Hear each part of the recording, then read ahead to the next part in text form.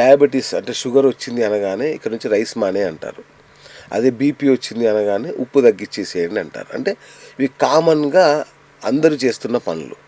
కానీ నాకు ఒక డౌట్ ఏంటంటే ఇవి మానేస్తే ఈ న్యూట్రిషన్ డెఫిషియన్సీ రాదా, ప్రాబ్లం కాదా, ఏంటి దీనికి ఆల్టర్నేటివ్ అసలు? ఓకే, సో రైస్ మానేస్తే డయాబెటీస్ తగ్గిపోదండి.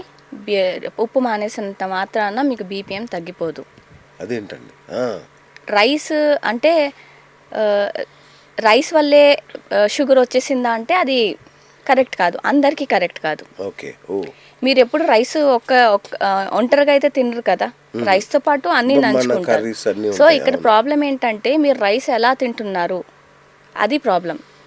అండ్ ఎప్పుడైనా సరే ఎక్స్ట్రీమిజం కానీ ఒక ఫుడ్ గ్రూప్ని విలన్గా చేసేసి దాన్ని పక్కకు తోసడం అలాంటివన్నీ చేయకూడదు.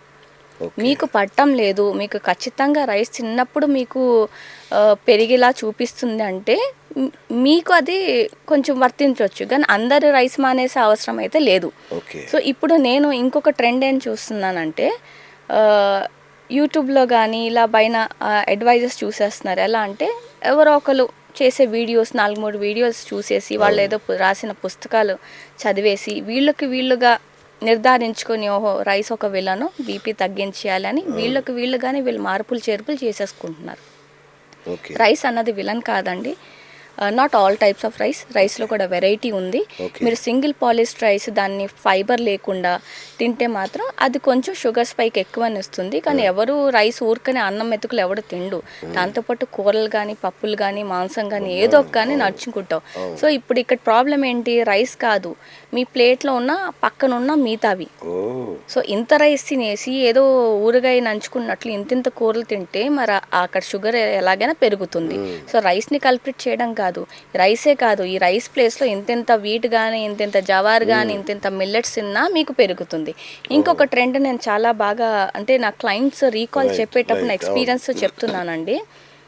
ఐఎమ్ నాట్ అగెన్స్ట్ మిల్లెట్స్ మంచివి, కాకపోతే మిల్లెట్స్ సర్వరోగ నిరోధిని ఇలాగ ఏం చేస్తున్నారు, మిల్లెట్స్ జావా తీసుకుంటున్నారు, ఒక కూర కప్పు వెజిటబుల్ తినేసి అయిపోయింది, దాన్ని ఒక పర్ఫెక్ట్ డైట్ అనేసుకుంటున్నారు వీళ్ళు. షుగర్ పేషెంట్లు కూడా అంటే చాలా మందిలో ఈ ట్రెండ్ నేను చూస్తున్నాను.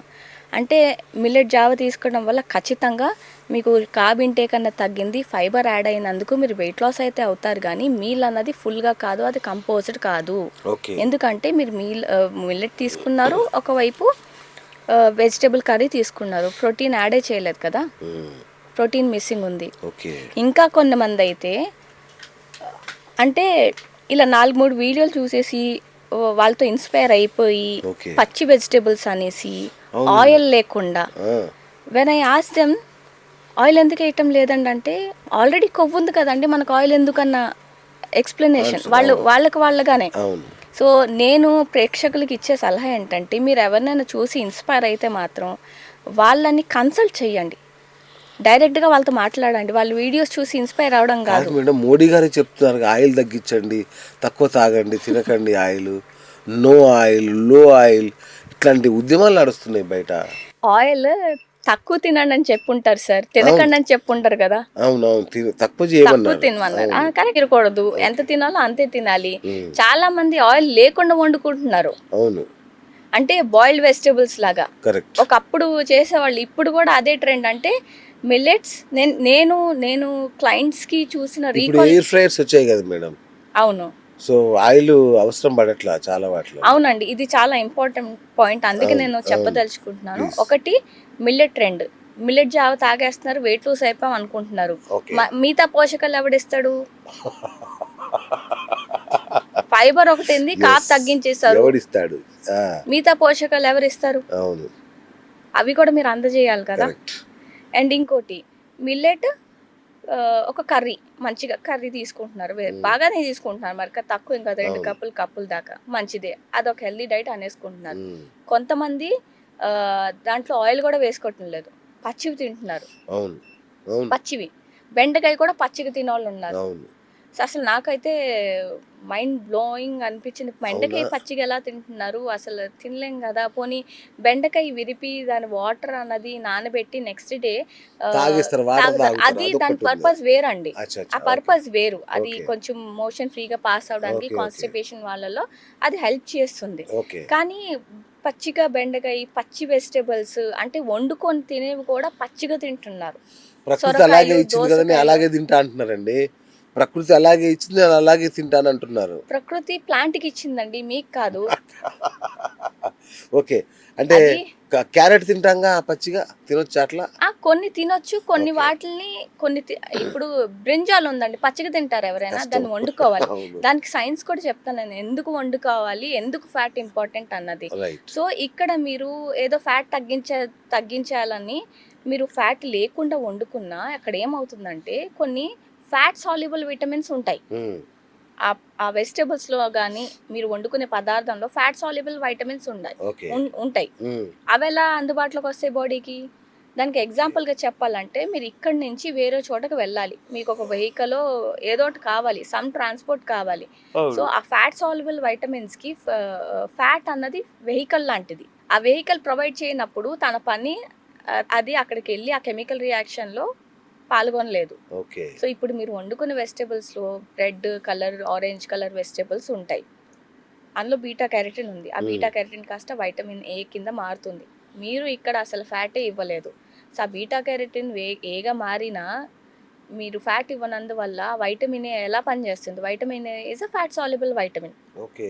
సో ఇలా ఏం చేస్తున్నారంటే ఫ్యాట్ ఇవ్వటం లేదు, లేకపోతే ప్రోటీన్ ఎగ్గొట్టేస్తున్నారు. వీళ్ళకి ఇష్టం వచ్చిన డైట్ వీళ్ళు చేసేసుకుంటున్నారు. And they are thinking it is healthy. మీరు చాలా ప్రమాదం చేసుకుంటున్నారు. సొంతగా మెడికేషన్స్ తీసుకోవడం ఎంత ప్రమాదమో, ఏమీ తెలియకుండా మీకున్న హాఫ్ నాలెడ్జ్తో మీరు డైట్లు చేయడం కూడా అంతే ప్రమాదం. మహా అయితే మీరు ఏం చేస్తారు, కార్బ్స్, ప్రోటీన్ రెగ్యులేట్ చేసుకుంటారు. మైక్రోన్యూట్రియన్ డెఫిషియన్సీస్ మీకు తెలియవు, ఉన్నాయా లేవా, అక్కడ ఎక్కడ లోపిస్తున్నాము, దీనివల్ల ఇవి అందజేయకపోవడం వల్ల ఏ డిస్ఫంక్షన్ జరుగుతుందో మీకు తెలీదు. So I strictly advise all the audience not to follow that. మీకు ఎవరినైనా ఇన్స్పైర్ అయ్యి వాళ్ళు చెప్పే విధానం నచ్చితే వాళ్ళతో కన్సల్ట్ అవ్వండి. మీ కేసు ప్రజెంట్ చేసుకుని వాళ్ళు చెప్పిన విధానం, వాళ్ళ కన్సల్టేషన్ నేరుగా వాళ్ళతో తీసుకొని సలహాలు సూచనలు పాటించండి. కానీ వాళ్ళు చెప్పిన 4 వీడియోస్ వినేసి వాళ్ళు ఏదో పుస్తకం రాసేసి అది చదివేసి ఇలా మట్టుకు నేను కూడా ఖచ్చితంగా బాధితున్నాయండి. ఒక పెద్ద ఆయన చెప్పాడని చెప్పి డైట్ చేస్తే అసలు నీరసం వచ్చేసి గోడలు పట్టుకుని నడవాల్సి వచ్చింది ఒక కొద్ది రోజులు.